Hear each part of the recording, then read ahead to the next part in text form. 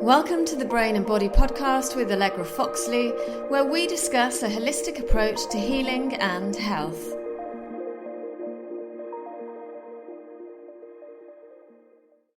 Hello, I'm Allegra, a trauma-informed bodyworker who's passionate about helping people to feel better.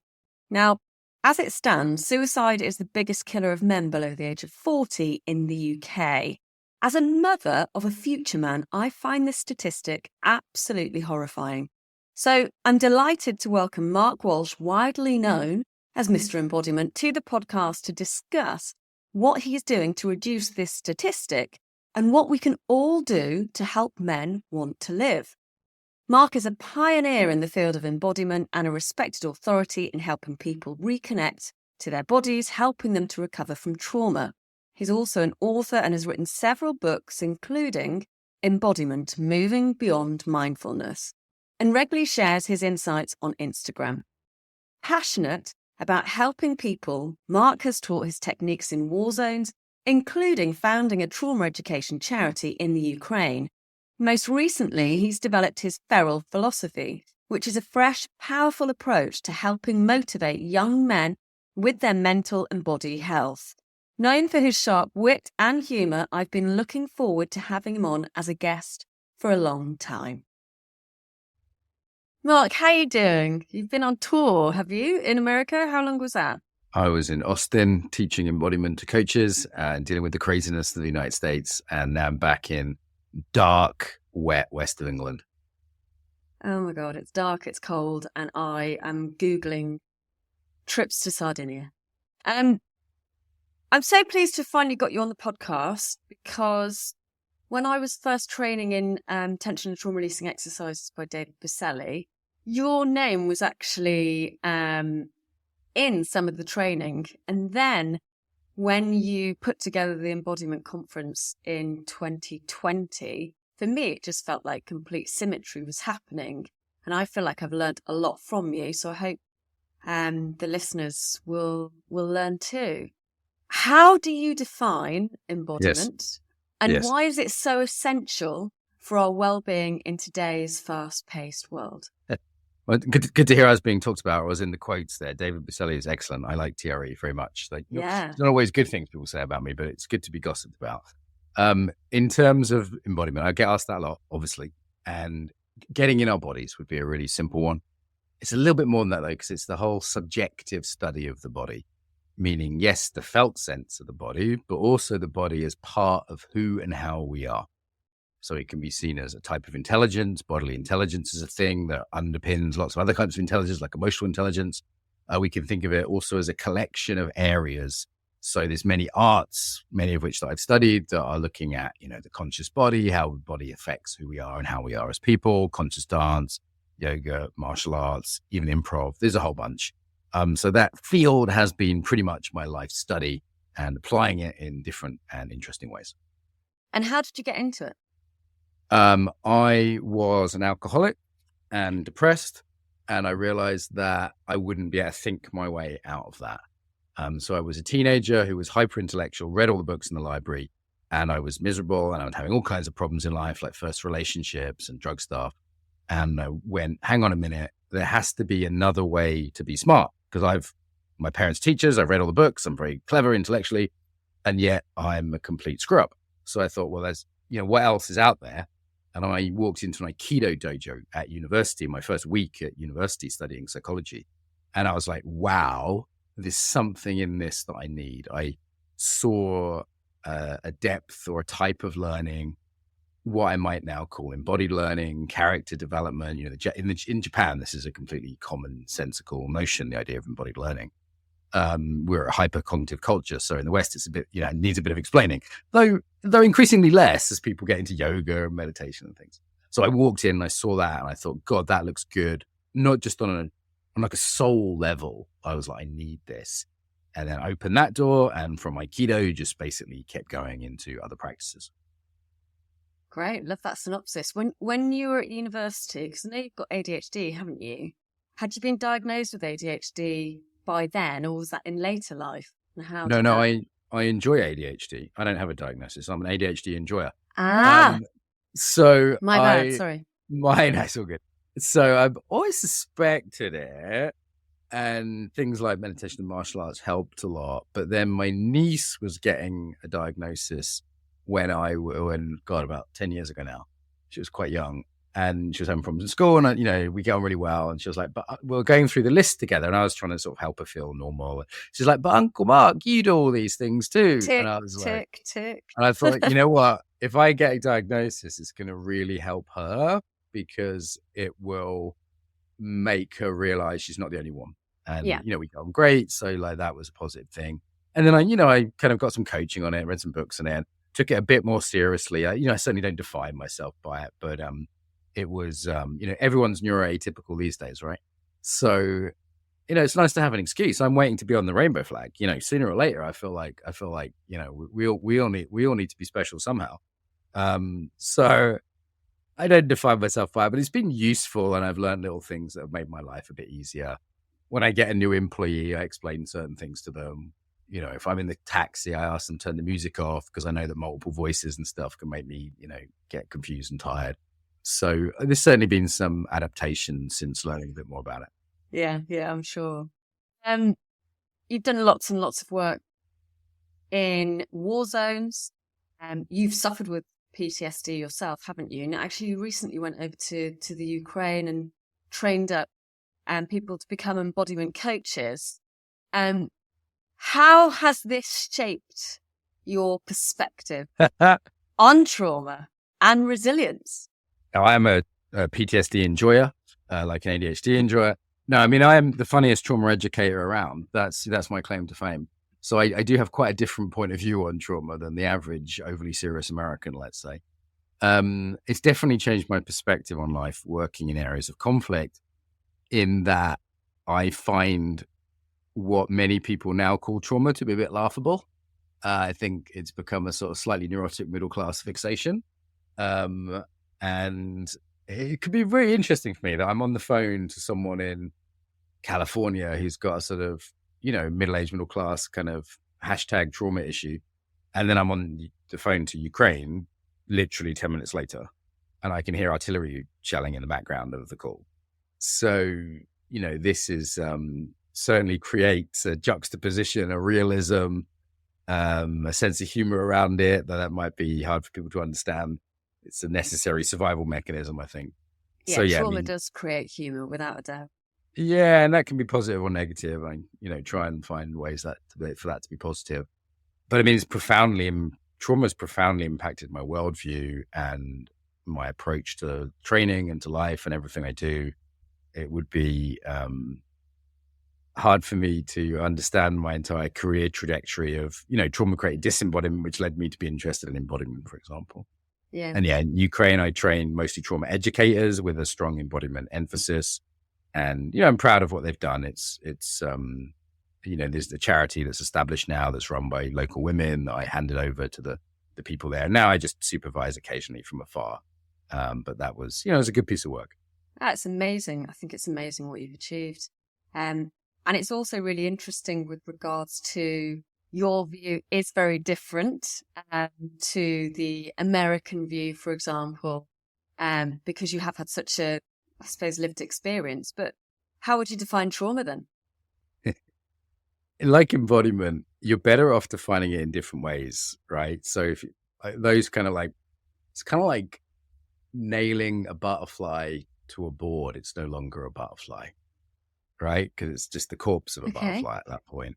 I mean, you can look at trauma in terms of overwhelming experience, disempowering experience. You could look at it in terms of fight or flight, like nervous system health model, freeze, that whole nervous system model. You could look at it in terms of learning, which is quite unusual. Yeah. You can look at it philosophically. You can look at it mystically. You can look at it in terms of demon possessions. There's all sorts of ways to look at it that are complementary.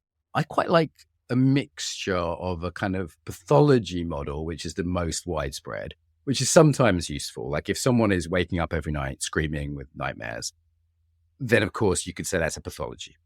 But then many of the people I deal with aren't like Ukrainians with that kind of issue. They're people that have some kind of overwhelming experience that actually led them to learn what we could call like a superpower or some sort of super skill. And that skill might be very, very useful. So it's not a symptom, there's a skill, right? Now, they might need to learn a complementary skill. Like they might be very nice and very appeasing and very empathic, and they might need to learn better boundaries. But their skill with people is a genuine skill. And bringing some more choice and calibration into that skill is helpful. But that's my perspective on it, is mostly around this learning model. But sometimes religious models, moral models, there's other models that are more useful. And if anyone says they've got the model on trauma, I'd run a mile because they're selling something. And I think where I would be careful is it's not just an American model, it's a neo-Marxist, far left political American model, which is not appropriate for most people. It has some truth in it, like any perspective, but it's the dominant paradigm now in the sort of trauma education world. And that's profoundly unhelpful for, say, a conservative policeman in New York who's trying to get some basic trauma awareness, and they maybe don't want to become a Marxist. So, that would be my hot take. Do you think men do trauma differently to women? And the reason I ask this is I'm a rubbish driver, yeah. So I regularly get, I'm terrible. Yes. Spatial awareness, don't have any. Yeah. So I regularly get taxis, and I obviously am a talker. So chat to all the taxi drivers who are predominantly male. And I got speaking to a guy the other day. He explained that he'd had two, which I would view as traumatic divorces. And I said, gosh, that's quite traumatic. How are you feeling about that? And he said, I wouldn't call it trauma. I said, oh, well, how's your sleep? And he said, well, I wake up, predominantly I've just got insomnia and I wake up at 3. Yeah. And blah, blah, blah, blah, blah. And as a result of that taxi journey, he then realized that actually he had unprocessed stuff that he needed to release. So he was really thankful because he was like, gosh, I didn't realize that. Yeah. So what do you think? Is the male perception different to the female? And do we need a different name for it? Because calling it trauma, does it put people off? Yeah. I think the whole model is going to be rearranged in the next few years. And sometimes like nervous system health can be a different model than a pathology model, right? Yeah. Obviously, men and women are fundamentally different at core, and also very varied within those big groups of men and women. So the idea that we would perceive anything the same is nonsense. Though, of course, we have to be careful with generalizations. I am also a rubbish driver, and so won't make, generalizations about women that way, for example. Okay. What I would say is that if I was to be glib, I would say the problem with trauma with men is none of them think they have it. And the problem with trauma with women now, particularly liberal women, is they all think they have it. So there's an over and under diagnosis issue. In terms of competence, it's men think they're more competent than they are, and women think they're less competent than they are. Women think they're more sick, men think they're more well. When I used to work with kids, you'd see this. Right. They would, girls would lack confidence, boys would often have overconfidence. And in terms of how people are perceived to be, women are encouraged to be victims, whereas men are encouraged to have no vulnerability and say they're fine when they're not. Neither of those things is a healthy trend. And certainly, depends on the group of people as well, right? Let's just forget about gender. Like amongst coaches, everyone's dealing with their trauma at a neurotically small level. Yeah. And actually, what you might have been talking about was grief there, actually, rather than trauma. But I don't know, the guy in question. So there's a lot of crossovers between things like grief and trauma. Yeah, you've got a good point. Whereas there's other populations where like people are really in denial of trauma. The British Army, as far as I can tell, are in total denial that trauma exists last time I spoke to them. Whereas, the average yoga teacher now might be thinking everything's trauma and they can't touch anyone without them being traumatized. And, I say we should be trauma informed, but not trauma deformed. So there's trauma denial and trauma deformation, and then there's trauma informed, sort of a healthy middle, let's say. Yeah, it's interesting, isn't it? I think there's a push to change the name post-traumatic stress disorder anyway into post-traumatic stress injury, because I think the ethos around it is that then more people in the army would actually seek help because there's a perception that because it's got disorder at the end of it, that there's something wrong with them and that it's their fault, which obviously that's not the case at all. And because it's an injury, it's just more positive because you can recover from it. Yeah, framing is important. Like I've heard psychological wounds as well, for example. Okay. So the framings are really important. And yeah, certainly there's more or less attractive framings out there. And again, to different groups of people, right? I mean, these things, they'll change the name every few years. Like it was combat fatigue at one point, and there's different names will get changed, as it was shell shock in World War One. And I think we could be more or less helpful with that. And I've certainly found like soldiers in Ukraine, for example, that I've worked with and the team there I've worked with are very open to it. Young soldiers in Ukraine, very open to it because they see it as a Western thing as opposed to a Russian thing. So they're quite open-minded. They're all on TikTok looking at their symptoms. Times have changed, Good. like I've really, in my lifetime, when I first came across trauma, it was a taboo topic. And even if we've overshot into the slightly neurotically overdiagnosis, territory, that's a better problem to have than people just completely denying of it. But depends what circles you're in. Like with your taxi driver, there are circles where it's underknown. So hard to generalize.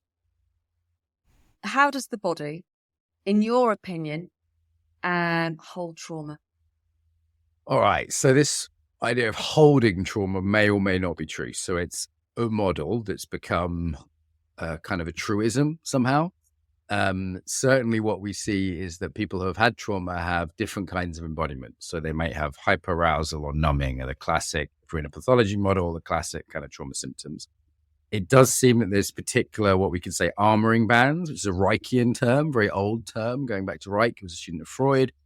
There's certain chronic tension bands within the body seem to exist. And most masseuses, for example, will find that people may have an emotional release if they massage the jaw or massage around the heart or the buttocks, different areas where this armoring exists. Yeah. So whether we want to see it in terms of nervous system health, that it's distributed, there does seem to be some localities to certain things. And there's a lot of controversy around this. So I'd say just be a little skeptical of anyone that gives you a very simple model of that. I think there's various possibilities. When I did my yoga teacher training, I was originally taught, if you're going to do a hip opener, be prepared for, if someone has got trauma, for them to potentially cry or, different things. And I was like, what? That's a load of bollocks. Yep. Pigeon pose and hip lunges. Yeah, but right? It happens. Yes. It does happen. Yes. So, it is interesting. The body sends messages to the brain, and, I think different postures, it stops the messages, doesn't it? So the brain can actually relax. Yeah, it does seem to be different poses like pigeons and lunges that seem to psoas releases and things that can do that in yoga. Though a lot of yoga teachers have reported to me that the pose that people most have a release, and I'm saying inverted commas, right? Because this idea there's something in the body to come out. That's a particular notion that may or may not be true. But that release, again, inverted commas, happens mostly in Shavasana, mostly when people just relax and let go, actually, rather than necessarily specific to a locale. But that's the same with neuroplasticity, isn't it? So it tends to happen at night when you're asleep. Makes sense. You've just developed a new concept, which is great. What you're doing, your feral philosophy, helping young men to, I suppose, get in touch with their body and to feel fit and encouraging them and all stuff like that. I want to just talk about toxic masculinity, because we're facing such a pandemic of male suicide. It's the biggest killer of men below the age of 40. That freaks me out. I've got a 9-year-old son, so man to be. I love what you're doing. Can you explain more about it? And what is toxic masculinity to you? I mean, first of all, we'd have to define masculinity if you want to get into definitions. And the very fact that you start with toxic masculinity is symptomatic of the culture we're in, which basically sees men as bad. I mean, if you look at the average Hollywood movie, the average advert on British TV, they just portray men as either stupid or evil. Men are consistently portrayed badly in the media. And the idea of masculinity at all, what is toxic masculinity? Well, according to the ultra feminized media, which is, produced by people who have no masculinity, as far as I can tell, it's simply any kind of masculinity. And it certainly isn't something that should be defined by women.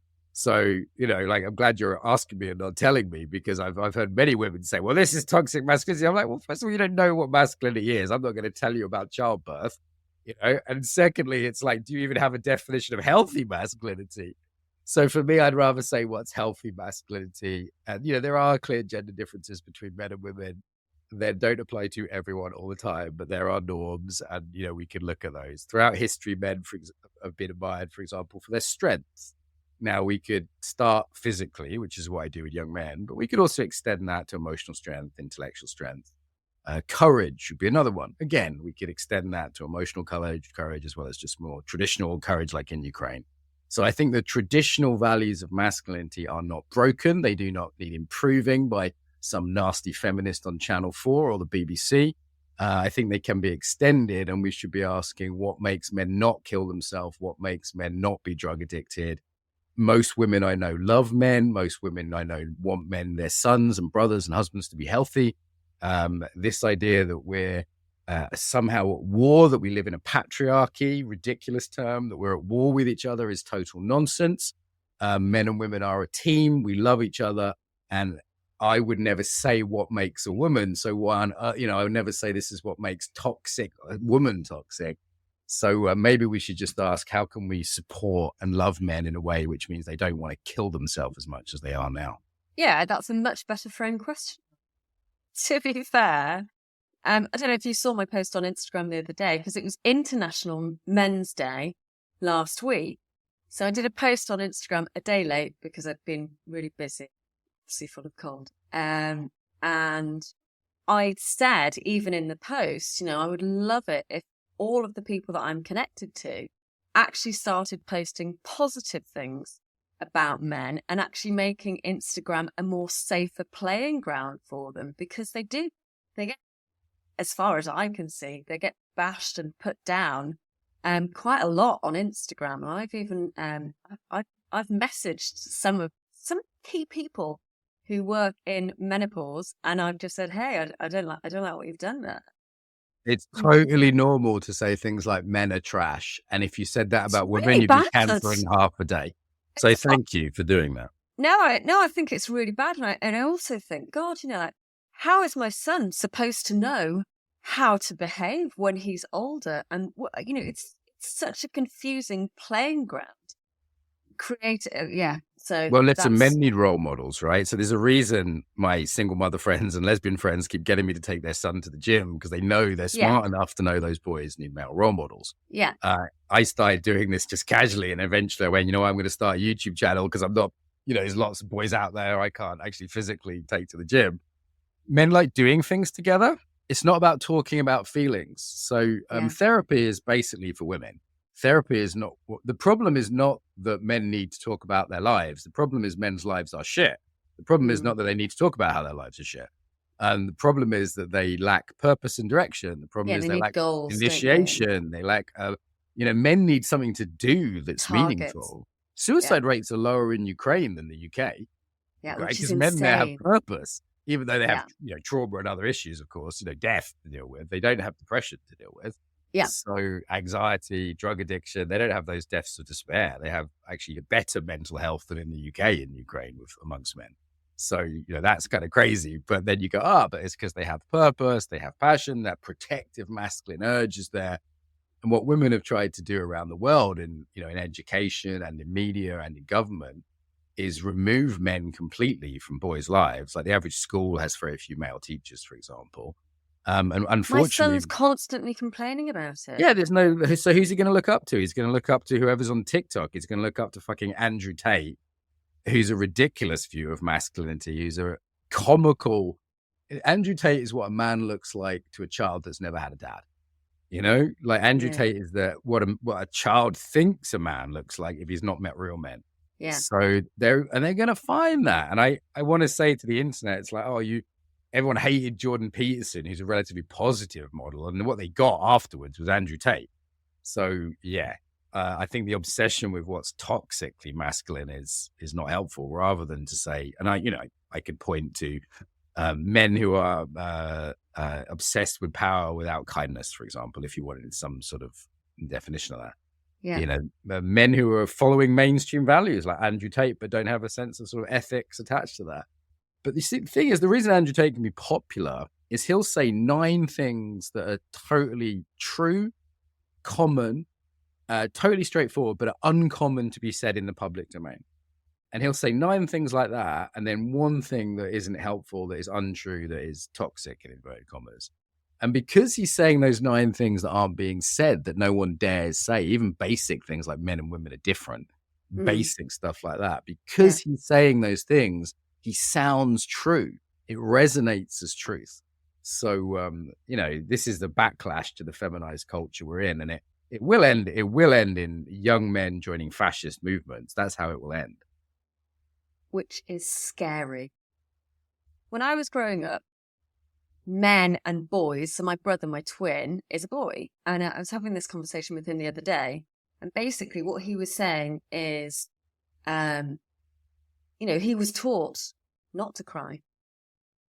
Weak people cry and all of that stuff. And, it did harm him. And at least that's not happening nowadays in school, but we've still got a kind of long-term thing to go. And I think you talked about power before, and people perceive power as being quite rigid, but actually in martial arts, power isn't rigid, is it? It's kind of fluid and mobile.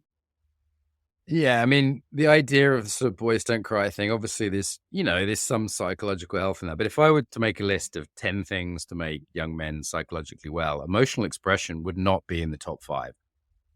Honestly, that's just trying to teach boys to be like girls. Now, stoicism is a classic masculine virtue. Now, it needs to be balanced to some degree with vulnerability, etc. But actually, teaching boys to be emotionally expressive is not the thing they need to be healthy.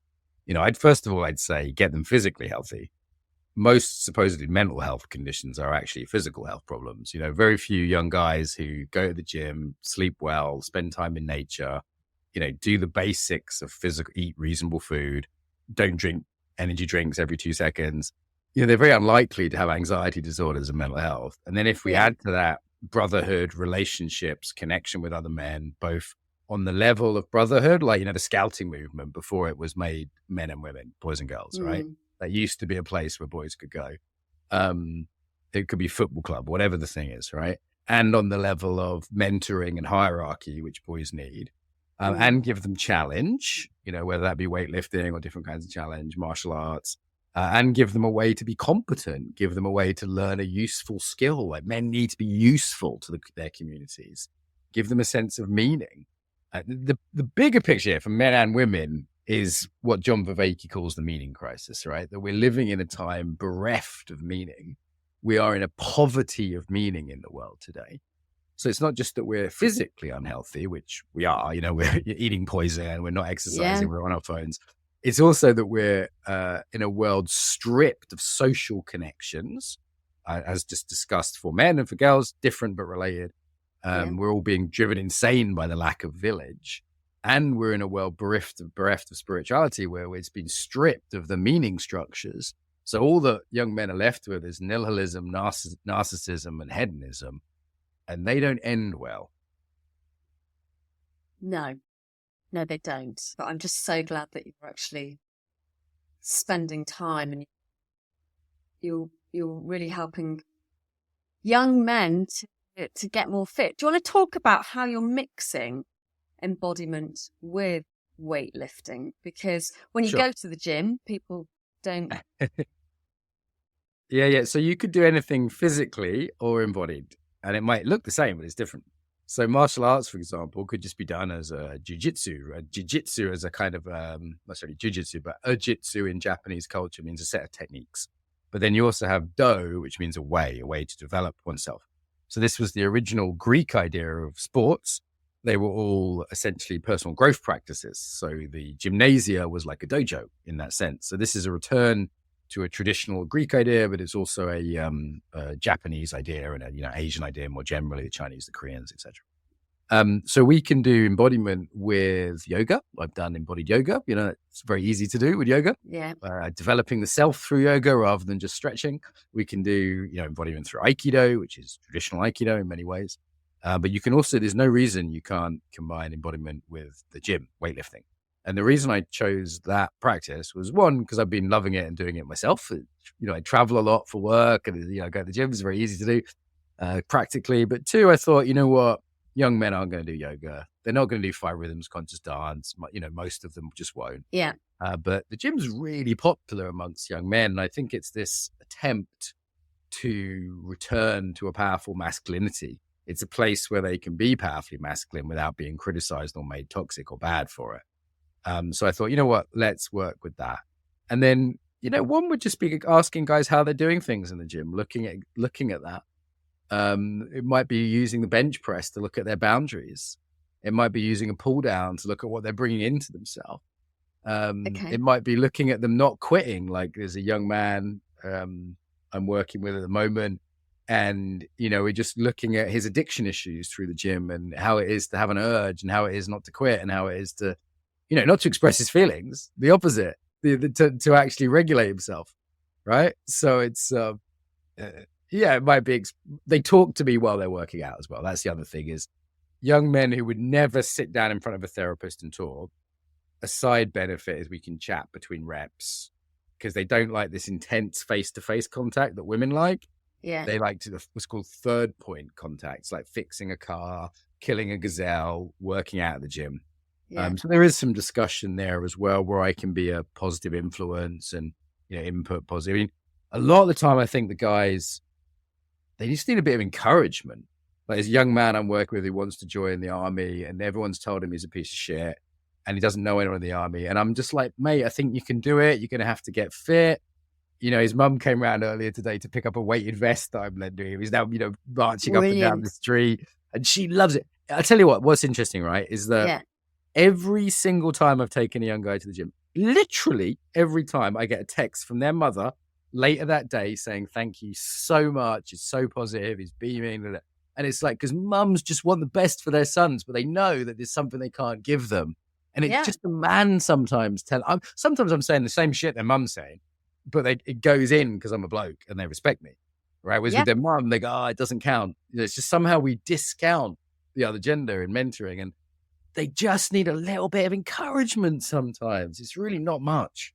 Yeah, I do. I think it's really important. And also, guys, they just want to fit in, don't they, as well? So if you've got someone who's experienced, and you've obviously got experience coming out of every orifice, but the fact that you do weights with them, it puts you more on common ground. And it's a common ground. They don't want to fit in. They want to be exceptional, because as a man, you have to be exceptional to not be ignored. Women want to fit in. Men don't want to fit in. Okay. If you blend in as a man, you're a non-human effectively. So, right. But if you have to be exceptional as a man, and that's the only way to be noticed, and that's difficult. So, but yeah, they listen to me because I embody something they want. So to become strong and to become a leader. Yeah. So they have to stand out from the crowd, and different ways to do that, intellectually, spiritually, it doesn't have to be physically strong, but the physical is such a good place to start, because you can change, like if a guy is kind of depressed or anxious or whatever, you can't do that while you're lifting 50 kilos above your head. You can't do that. It just changes the state immediately. So I do a lot of embodied coaching, but it's way easier in the gym because you've got this state changing mechanism that you can use. Yeah. So, I mean, that's the first thing. Secondly, you've got this metaphor you can work with. Thirdly, you're dealing with difficulty, right? The gym is a practice of calibrated, repeatable difficulty. So is a cold shower, so is a breath hold. It's not the only way to do it, right? There's other ways to do it, but pain is another way. But we need something which is not damaging, but is difficult in order to grow our edge. So a mother will want everything to be easy and soft for her boy, but actually that's the last thing he needs, because that will make him get smaller and smaller and weaker. And of course, it's a natural urge to want him to be well. Some of the mothers would be horrified if they saw what I was doing in the gym with the guys. I'm tough on them, but they love that. And afterwards, the mothers can see that it's, very helpful. Yeah, no, I can believe that. I mean, because we are just really different, aren't we? I mean, you can tell it with the fathers, the way they interact with their children. Hugely so. Just even throwing a child into the air. Yeah, you'll see the difference, right? And then the dad will be like, and like throwing the child really high. And the child absolutely loves it. Again. So, yeah, absolutely huge difference. You also have lots of other training programs, don't you? So how do you get the certification of embodiment coaching, CEC 2025? Okay. They can go to my website, have a look at it, see all the details there. So my day job for a long time has been training embodiment coaches. I work with ICF groups on that. I train in other coaching organizations. But yeah, we run our own certification, which is 6 months long, online. People top it up in person if they can, but there's an online training. And, well over 100 people around the world do that every year. So if people Google certificate of embodiment coaching, that'll come up, led by me and Christina, the co-teacher, and very, very well organized training that's been around for quite a few years now. So I think if you're a coach and you want to learn work with the body, or you're kind of an embodiment person already and you want to learn coaching, there's very few better options in the world. Do you ever take anyone that isn't a coach and doesn't come from a bodywork modality? Yeah, generally people either need to learn the coaching skills, or their coaches who need to learn the body piece. I think if someone had neither, they could, but they would struggle because they'd be in it two deep ends, as it were. Yeah, it's too much of a hill. Even if it could be great if they've got like just a bit of yoga background or a bit of karate background or something like that. Yeah. I asked Bill Jenks because I said, "Oh, I've got Mark coming on," and he said, "Which psychotherapy modalities? The ones that work and the ones with a sense of humor." There we go. I mean, look, therapy has its place, right? Like all the trauma therapies that work are all embodied, by the way. There's very few trauma therapies that have any effectiveness that aren't embodied in some way. And this is how the body came back to therapy, was through trauma. I mean, there's lots of great techniques out there. There's lots of great modalities. I think just talking cures alone, I mean, we all need a bit of empathy sometimes, but talking cures alone aren't that effective in my experience. I think shadow work, psychotherapy can be a wonderful adjunct to embodied practice for sure. I'd even go so far as to say leaders need some kind of shadow work or psychotherapy, or else they're going to, have all sorts of problems down the line. I'm in therapy regularly myself. I certainly believe in therapeutic supervision if you're working with traumatized people.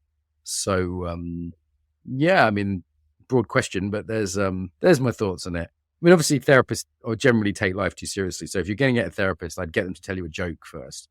And if they can't tell you a good joke, then I wouldn't employ them. Don't trust. What else was I going to ask you? Okay, so the last time I went on your podcast, and this ties in with what we were talking about at the very beginning on your take on trauma, I said, I think you found this quite controversial. Well, not controversial. I think you just thought that's nonsense. I said that I believe that a lot of pop stars are prone to suffering from complex post-traumatic stress disorder or chronic, actually, so CPTSD. And my reasoning behind it was, they go into fame at a really young age. Their brain's not neurally developed. They get huge surges of adrenaline, of cortisol. They lack privacy. They have, people around them manipulating and exposing and all sorts of different stuff like that.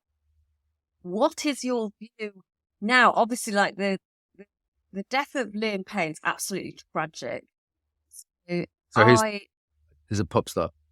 Yeah, so he was in One Direction.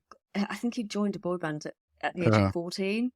At the age of 14, I think he struggled with the fame element, addiction and stuff like that. But I don't know because, I've never seen. But it brings me back to, I do believe that actually pop stars are more prone to it. And if you were given the task of how you would protect young talent in the industry, what changes would you do to help protect them, and also, I suppose, to release them even when they're touring on tour? I mean, first thing I say, I don't give a shit about pop stars. I mean, like, for me, it's just not part of my life. And I think we're obsessed with celebrity in a way which isn't healthy. And obviously, I wish anyone good luck if they're in a difficult industry. The other thing is I'm not particularly qualified. Like, I've worked with a few kind of famous people, film stars and stuff like that. one princess, but generally not worked with many pop stars. So anything I say, when I want to sort of stick to my area of expertise, really. I have worked with some sports stars who had a difficult time up and coming. It seems to me that a lot of people are thrust into worlds by their parents that frankly aren't healthy. They're overly competitive, or they're exposed to people and situations which are definitely not healthy. I think it's the job of the parents to protect them and not push them into places that would be harmful. But I'm not qualified to talk about pop stars. Yeah, that's fair enough. And completely get about the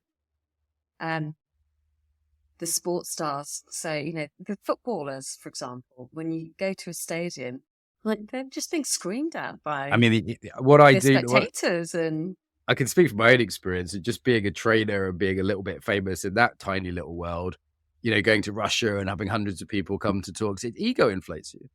Yeah. And what I slightly worried about at the moment in the trainer world that's kind of a bit related to this is the growth of narcissism, in that young trainers, coaches on social media, first of all, that platform attracts narcissists. I've had several on my podcast, not nearly as nice as you, who I thought, oh my God, this person is an absolute clinical level narcissist.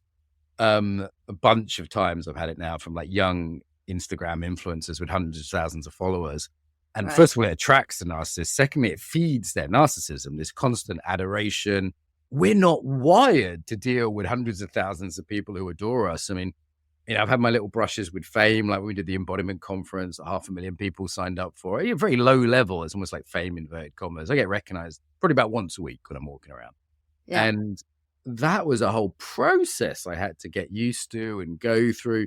I can't imagine what it's like to be an actual movie star or pop star, but certainly the nearest I've come to it is saying, fame is really toxic if you want something toxic, and probably best to be kept away from as much as possible. Yeah, I think so. And I think, I watched a podcast recently, or maybe a clip on social media, where this one chap said to another that actually, if a parent's raising their child and the child's completely emotionally regulated and, takes lots of stuff to raise a child well, then the child would never want to be famous anyway. Yeah, I mean, it does seem like the more I've healed my own trauma, the less I've had that need for validation. I quite like just running my own little niche business, training coaches to work with the body. I mean, like, I'm not overly wanting my YouTube channel to blow up massively. I mean, I want to help people, but it's not, like that urge for fame and celebrity, I think is profoundly unhealthy. I hate such a strong word, isn't it? Black and white, but I really don't like doing reels on Instagram.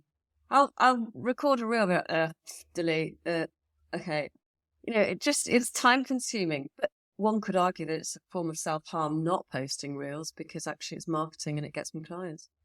Yeah, I mean, certainly there's an aspect of hiding oneself, which is the other extreme, right? Like another trauma response is I'm not safe if I'm visible. So, actually being seen, being threatening, and also money comes into trauma in ways that is very under discussed, actually, like you just alluded to there. Yeah, it is. And also, I think it's difficult for people. What I like about what you do is you had that ethical marketing course, didn't you? And I've actually incorporated that into my kind of area. So if someone, contacts me and says, look, the skin are really suffering with trauma, etc., then obviously they're going to get discounted, potentially free, but heavily discounted rates just to help them, because trauma makes you poor. Yeah, trauma can make you poor or rich, actually. There are people that have trauma and therefore have a sense of scarcity and not enough, so they're constantly chasing money. Yeah. Whereas other people, trauma can mean that they don't respect themselves, don't have good boundaries. Actually giving stuff away for free is a big red flag for me when I have mentees. I have a group of mentees, and if they're like, oh, I have to, there's so many poor people, I have to give stuff away. It's like, you don't expect the greengrocer to give you free apples when you skin, right? Like, you don't expect the plumber to come around for free. I mean, if he does, it's a favor. But often there's a sort of self-harm disguised as charity at work in those kind of situations. Oh, interesting. Okay, you got a valid point. Right, I am never giving away free things again. No, I probably will, but not much. On tech. No discount. Don't do discounts. No discounts.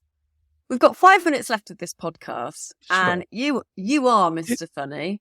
Oh God! Tell Now me. the pressure's on. Tell us. Oh yeah. Be funny. Tell me, Mark, what's the funniest experience that you have Funniest. had whilst funniest. coaching? What?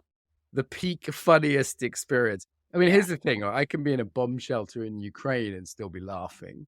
So, you know, we do need to laugh even when times are very difficult. Coaching, nothing much happens because I'm usually just on the phone walking in the woods near my house and talking to people. I mean, I did have a coach, just a small thing. I had a coach here recently who was in a crowded Burger King for coaching because I said, oh, you can be out and about when you're doing the coaching. But I think I didn't say, make sure it's somewhere quiet and private. So they were on camera on their phone and they were in a crowded Burger King with their headphones on, surrounded by people. I thought it's not quite the kind of level of privacy and I was expecting, but I just hadn't told them. So that was my bad. So I laughed at that and gave them a free extra session. But yeah, so that was a funny thing that happened. But I mean, everything that happens is funny, right? Like taking things seriously is always a mistake. Yeah. Like I told jokes at my best friend's funeral. Any time we take things seriously is a mistake.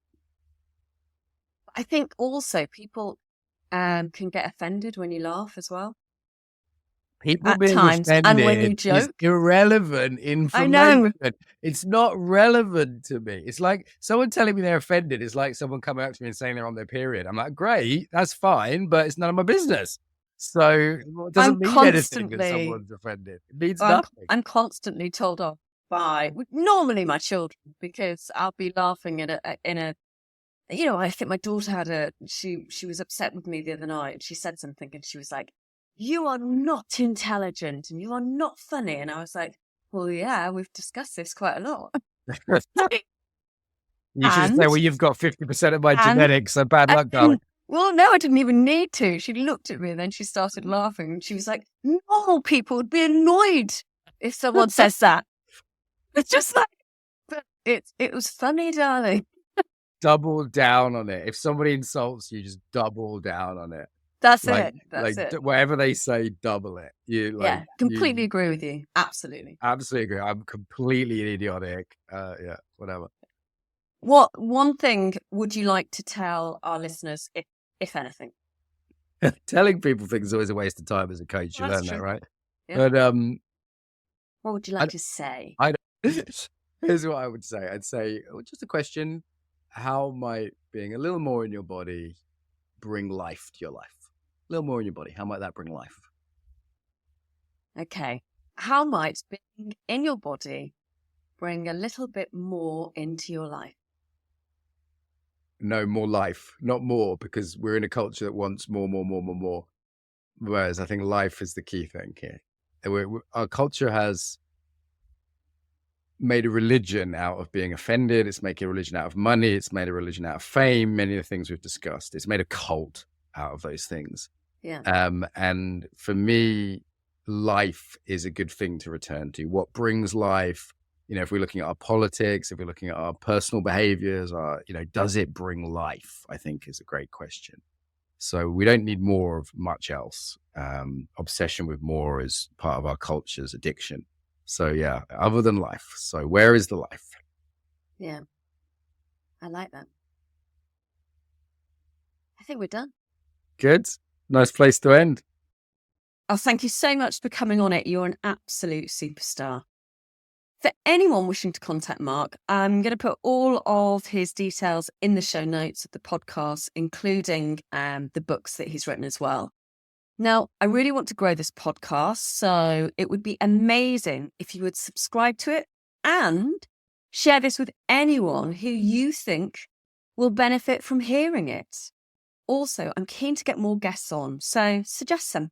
Thank you and goodbye. You've been listening to the Brain and Body podcast with Allegra Foxley. Thank you for listening and thank you for your support.